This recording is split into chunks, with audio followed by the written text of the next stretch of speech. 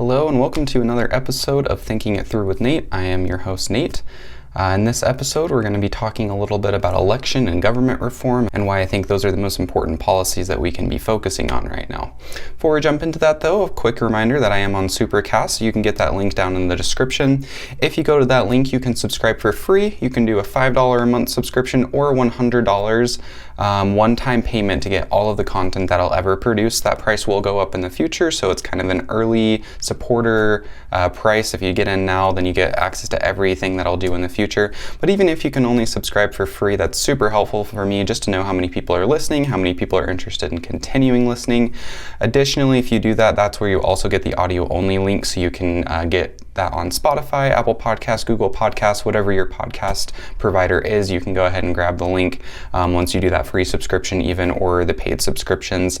If you're enjoying just watching on YouTube, I also appreciate that. Don't forget to hit that like, subscribe, and bell icon, as that helps the algorithm kind of boost me up a little bit as I'm interested in continuing doing this. And as always, thank you so much for watching, as I just appreciate you supporting something that I want to do. So let's go ahead and jump into the topic. So again, I want to talk a little bit about government reform, election reform, and why I think it's kind of the most important thing that we can do right now. So first I want to start by talking about the issue, and so we're going to work back from the current circumstance and what the issues are with the current circumstance and how election and government reform could solve that, and then also why I think those are the only things that we should really be focusing on right now, with a small caveat. So the first thing I want to go over is the three key problems that are producing the issues in our government. So when I say the issues in our government, there are a lot of things that means, right? So we have partisan gridlock where nothing gets done because everyone is arguing over the culture war, and you like this issue and we hate that issue, but we like this issue and you hate that issue, and so nothing gets done and everything's just so polarized. So we have this partisan gridlock, this massive polarization, but then we also have a bipartisan consensus on things that Americans don't want, like continuously boosting the military budget or spending money on things that nobody really knows or cares about, like average everyday Americans. And then there's also the bipartisan consensus against things that we do want, right? So like there's certain issues that poll extremely high, and I'm going to pull some of those up here in a second and we'll go over those. But there are some issues that poll extremely high, like Medicare for all, that for some reason we can't even get a candidate elected who supports that policy, even though it's a super majority preferred policy across the country. Like there's I think it's something like 60-40, but again, I'll get into some of those issues here in a moment. So that's some of the things. There's also no accountability within our government. So like people can get elected, do stuff that nobody cares about or nobody wants them to do, and actively do stuff that nobody wants them to do. And then there's no accountability for that. They continuously get reelected. They make sure that they get large campaign contributions continuously, even though they're doing those things. So that shouldn't be happening. There should be a measure or a way that we can hold our elected representatives accountable. And that we just don't have a method for doing that in America right now. Another thing is that there's ultimately nothing being done that affects our day-to-day life. So there's no policies that are being enacted that really change your day-to-day life. There are some things that maybe like in the long term can, raise gas prices or lower gas prices or, affect inflation or whatever. There's some policies that they may be dealing with at the highest levels that kind of mess with some of these things and trickle down to a little bit of effect in our lives that we kind of see, but if you're not paying attention, you wouldn't even know that's what caused it, right? I'm talking about things, though, that really make a difference. Like universal basic income is a great example. Everybody getting $1,000 a month is something that we would all feel in our day-to-day lives, and we would all know that this is coming from the government, and that improves trust and hope for the government to actually care about us, right? But we don't have any of that going on right now. Nothing that happens really affects our day-to-day lives. And additionally, there also isn't anything being done on the higher scales, things that we may not see affect our day-to-day lives that may trickle down a little bit. But that would also be super important and useful. So a good example of this might be foreign policy, for instance, right? So we're like our representatives are constantly getting us into wars. They're constantly engaging with conversations that nobody in America cares about. So what's happening in Ukraine is a great example right now. Americans are polling extremely highly and not wanting to do anything, not get involved with Ukraine, not go in there, not send troops, none of it. And yet continuously our government is like inching closer to doing that, and they're actively like making the situation worse by messaging that like Russia's going to do this, when even Russia's like, what are you talking about? And now they're just making fun of us for putting out false information. So there's all of these things. Like your government is just a mess right now. It's bloated, it's ineffective, and ultimately like the people who make the biggest decisions in our country have no accountability to us. So those are kind of all of the issues that are kind of going on right now. But there are three things that are actively producing all of this.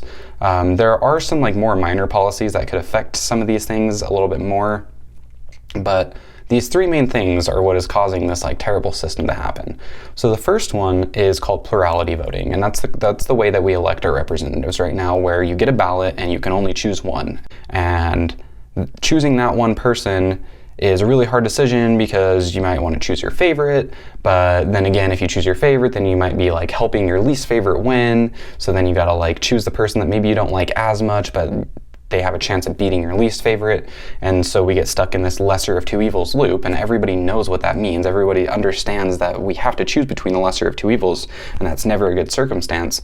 And the fact that we can only choose one is what's actively producing that circumstance. A great way to fix this is called approval voting, where you can just vote from as many candidates as you want. If you want this candidate to win and you like this candidate too, then you can vote for both of them. That would actually solve this issue. Now, the next thing is called proportional representation, and that's something that we do not have here in the United States, but that most other functioning and healthy democracies in the world have. What proportional representation does, what it accomplishes, is it makes sure that the number of seats that are available up for election end up getting divided equally between parties for how much support they actually have, and that's why it's called proportional representation. So to give a quick example, let's say that there's an election going on where there's 100 seats up for election. We'll call it 100 House seats in a state. And there's two ways to do it, but I'm just going to run through one way. And so this would be using what we currently have in the United States, which are called single member districts, which means that there is one person who represents an entire district of people, entire area of the population. And so what would happen is, say we have 75 seats that are single district, and we elect them the same way that we do now, winner take all. Even if we did plurality voting or approval voting, either way, it would be winner take all in the single seat districts. And let's say that the overall numbers for the election were that 60% of the population voted for Republicans, 20% voted for the Democrats, 15% voted for the Green Party, and then 5% voted for Libertarians. So what would happen is, let's say 55 single member district seats went to Republicans. Well, they would get 5 of the at-large seats, which would be the remaining 25 seats. They would get 5 of those to put them up to 60 because they had 60% of the vote. Let's say that Democrats only won 15 of those single member district seats. Well, they would also get 5 to bring them up to that 20%, and so on and so forth, so that everybody has a proportionally represented amount of elected representatives based off of party preference, or in other words, platform preference or policy preference, which is what parties are supposed to represent.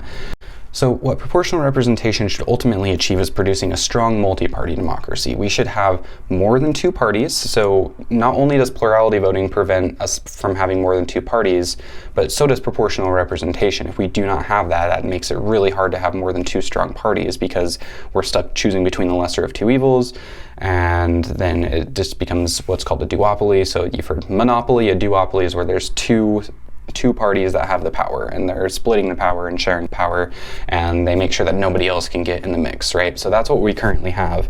Proportional representation would open it up so that we have more strong competitive parties, and that those parties would actually start to represent us and the policies and the platforms that we care about. Now, the last thing is campaign finance reform, but it's not just campaign finance reform. It's like finance reform for elected officials like all across the board.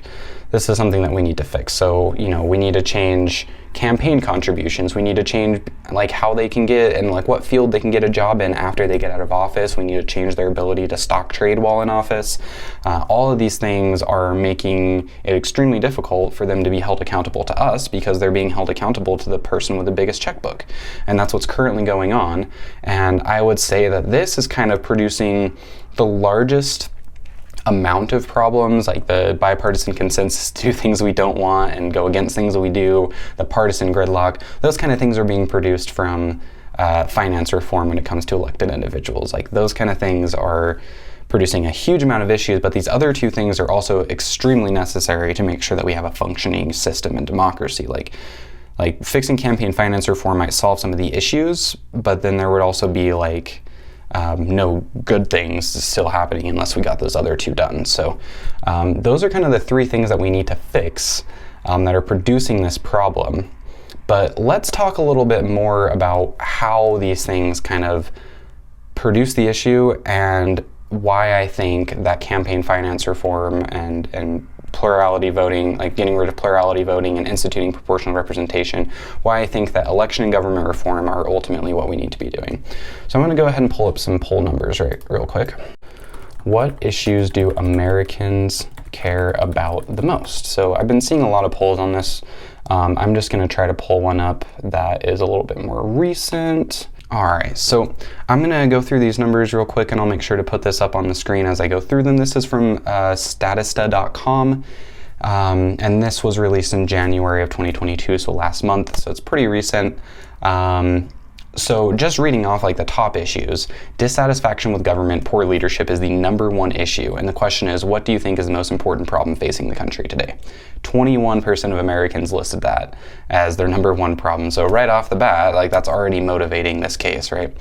The next thing is diseases/coronavirus, 13%. The next one is economy in general, which is 11%. Next one is immigration, 7%. High cost of living, inflation, race relations, racism are both at 6%.